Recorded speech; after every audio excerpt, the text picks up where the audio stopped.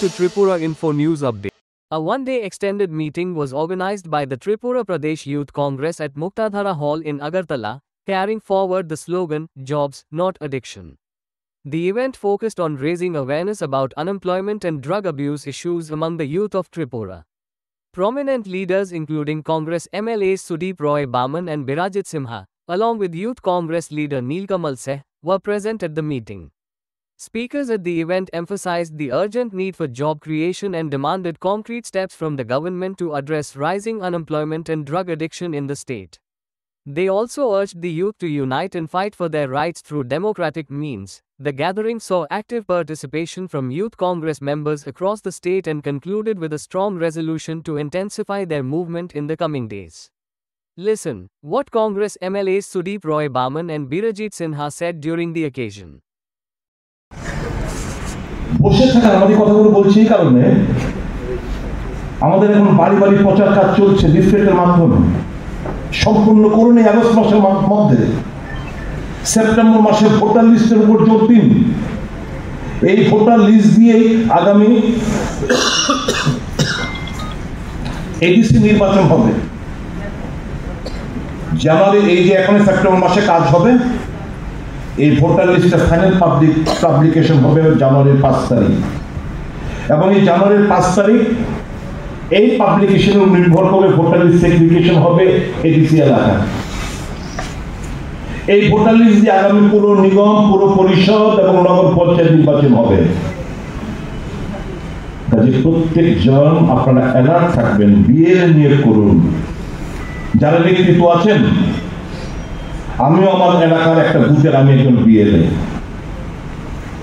আমি যেখানকার ভর্তি সেটা হচ্ছে কোয়ার্টার কমপ্লেক্স সামরিবাজার কুঞ্জবন টাউনশিপ কোয়ার্টার কমপ্লেক্স ওখানে যারা কর্মচারীরা রয়েছে কেউ বিএলএ হওয়ার মতো লোক নেই তো আমি বিএলএ আর আরেকজন একটা ছেলে আছে ওকে আমরা মিলে আমরা দুজন আমরা বিএলএ দায়িত্ব আমরা পালন করি আই ফিল প্রাউড কাজে নেতৃত্ব মানে যে আমি বিএলএ হলে আমার ডিগ্রেশন হয়ে যাবে নট দ্যাট দলের কাজ ফ্ল্যাগ লাগানো থেকে শুরু করে স্লোগান দেওয়ার থেকে শুরু করে প্রত্যেকটি কাজ কর্মের সাথে করবেন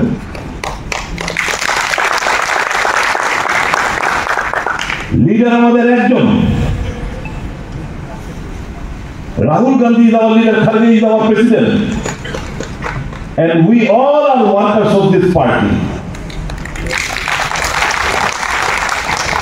আপনারা এখানে যারা রয়েছেন একদম লক্ষ্য স্থির করে রাখুন 2028 পরিবর্তন আমরা করবই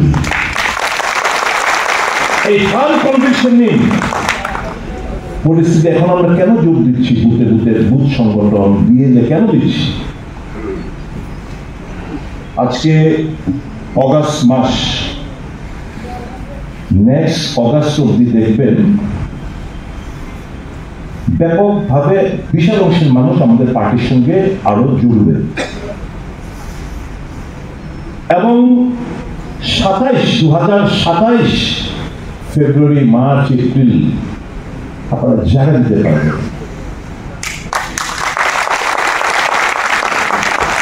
এই যে সংগঠনটা করছি কেন জানেন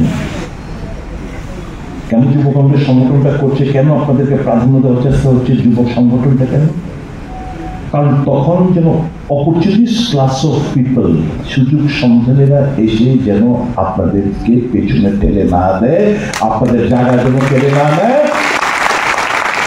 তার জন্য আপনাদের গুরুত্বপূর্ণ ভূমিকা সংগঠনের দিক দিয়ে আপনাদের নজর রাখতে হবে কোন ধরনের ক্রিমিনাল কংগ্রেস দলের মধ্যে আমরা স্থান দেব না এটা খুব সংকল্প যারা মানুষের সর্বনাশ করেছে বাড়িঘর ভাঙচুর করেছে মানুষকে চোখ থাপ্পড় মেরেছে যারা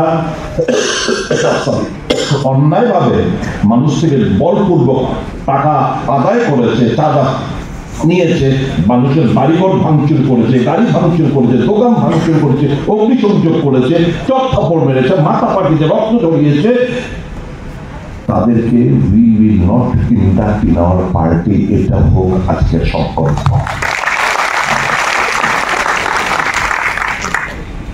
তাহলে আমাদের আমরা এই যে সরকার গড়ার যে আহ্বান, কিসের জন্য?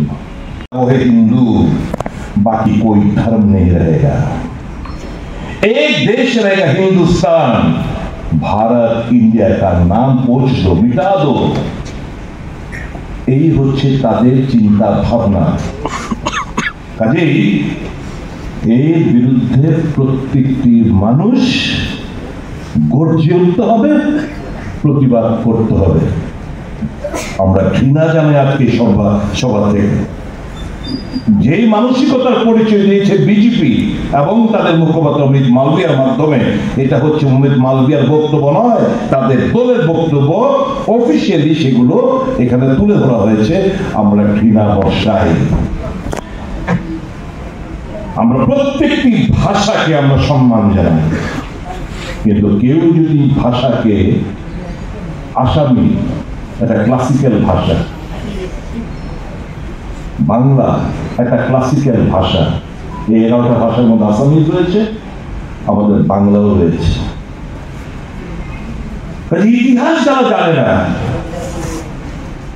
তারা মানুষকে ওই মূল মুদ্রা থেকে, রাহুল গান্ধী পার্লামেন্টের মধ্যে উত্থাপন করছেন ইস্যুগুলো, সেগুলোকে যেন ধামাচাপা পড়ে যায়, সেই এই সমস্ত বিতর্ক বিষয়বস্তুগুলো নিয়ে আসছে। তাই আমরা মনে করি এটা ককবরক ভাষা, চাকমা ভাষা, রিয়াং ভাষা, বাংলা ভাষা, আমাদের রাজ্যে যতগুলো ভাষা লোকরা রয়েছে, একযোগে তা প্রতিবাদ করা দরকার এবং একযোগে আমরা তা প্রতিবাদ করব। এখন নির্বাচনে মানুষের ভোটের জেতেন এরা জানে, কাজে ইলেকশন কমিশনকে কাজে লাগিয়ে নিজের পছন্দের লোক, আরএসএস এর লোকদের ওখানে বসিয়ে নির্বাচনটাকে প্রহসন হিসেবে পরিণত করার চেষ্টা করছে। আজকে 5 তারিখ রাহুল গান্ধী আমাদের নেতা কর্ণাটকে যাবেন, হয়তো পৌঁছে গেছেন, কিছুক্ষণ বাদে আপনারা দেখবেন কিভাবে এক্সপোজ করে যে কর্ণাটকের মধ্যে কি নোংরা খেলায় বন্ধ হয়েছে ইলেকশন কমিশন বিজেপি, সেটা আজকে ওখানে এক্সপোজ করা হবে, তুলে ধরবে। এটাই চলছে সারা দেশ জুড়ে। পার্লামেন্ট নির্বাচন এবং মহারাষ্ট্র নির্বাচনের 6 মাসের মধ্যে লক্ষ লক্ষ ভোটার অন্তর্ভুক্ত, লক্ষ লক্ষ নাম বাদ। কি ইন্টেনশন নিয়ে? এটা তো ইন্টেন্সিভ যখন রিভিশন হয় তখনই ব্যাপকভাবে নাম তোলা এবং নাম বাদ দেওয়া হয়। পার্লামেন্টের পরে যেটা হয় সেপ্টেম্বর মাসে, যেটা হয় প্রতি বছর সেপ্টেম্বর মাসে যে রিভিশনটা হবে 1 মাস ব্যাপী, এই 8 সেপ্টেম্বর দেবেন আমাদের রাজ্যে হবে, প্রত্যেকটি স্টেট হবে, এবং যেটা ফাইনাল ভোটার লিস্ট 5 জানুয়ারি প্রকাশিত হয়। এছাড়া বাকি যে প্রতি বছরের সবসময় যেগুলো হয়, এটা হচ্ছে কন্টিনিউয়াস প্রসেস। কন্টিনিউয়াস প্রসেসের মধ্যে এত লক্ষ লক্ষ নাম তোলার কোনো রীতি নেই, কোনো প্রেসিডেন্স নেই। যার কারণে বোঝাই যাচ্ছে কি প্রেক্ষিতে। এবং আজকে দেখবেন যে সমস্ত নাম বেরিয়ে আসবে, আজকে দেখবেন সমস্ত ভুয়ো নাম, ফর্জি নাম দিয়ে কিভাবে ইলেকশনটাকে ম্যানিপুলেট করা হয়, তার একটা ছোট দৃষ্টান্ত আজকে আমাদের নেতা রাহুল গান্ধী কর্ণাটকে তা আজকে উপস্থাপনা করবেন। এই সবাই যারা উপস্থিত হয়েছেন, বিভিন্ন ব্লক এবং জেলা থেকে সবাইকে আমার নমস্কার। আমরা এমন একটা সময়ে আমরা চলছি, বিজেপির একটা অপশাসন, একটা কমান্ডহীন, নেতৃত্বহীন একটা রাজ্যে আমরা চলছি। যে ইস্যু নিয়ে যুবকের কর্মসংস্থান এবং নেশামুক্ত সমাজ গড়ার জন্য যুব কংগ্রেসের যে আজকের বর্ধিত সভা, আমি মনে করি যুব কংগ্রেস লড়াই করে যাচ্ছে এবং এটাকে আরো গতিশীল করতে হবে। এবং আজকে বেকারত্ব জ্বালায় বাড়িঘর ছেড়ে লক্ষাধিক যুবক রাজ্যে বাইরে আছে। ভারতের বিভিন্ন প্রান্তে এবং বিদেশেও প্রচুর ছেলে মেয়ে রয়েছে। একটা আশা নিয়ে মানুষ বিজেপিকে ক্ষমতায় এসেছিল, ডবল ইঞ্জিনে এখন জঙ্কার পড়ে গেছে এবং বিজেপি এখন রাজ্যে বিজেপি সরকার একটা করাপশনে দুর্নীতিতে নিমজ্জিত হয়ে গেছে, গ্রাস করেছে। এমনভাবে গ্রাস করেছে ছাত্রছাত্রীদের মুখের গ্রাস পর্যন্ত কেড়ে নিচ্ছে, পড়াশোনার যে অধিকার কেড়ে নিচ্ছে। আমি একটা এক্সাম্পল দেব, যেহেতু আজকে যুব কংগ্রেসের মিটিং। এই রাজ্যে সংখ্যালঘু মুসলমানদের জন্য মাইনরিটি কর্পোরেশন একটা আছে। যারা মেধাবী ছাত্রছাত্রী মুসলিমের মধ্যে তাদেরকে স্কলারশিপ দেওয়া হয়, প্রায় 90,000 টাকা স্কলারশিপ দেওয়া হয়। কিন্তু আমার কাছে যে তথ্য এসেছে, আমি বিধানসভাতে তুলেছি, মিনিস্টার বলেছে তদন্ত করবে। আমি চিঠি দিয়েছি, চিঠি উত্তর দিয়েছে যে তদন্ত চলছে।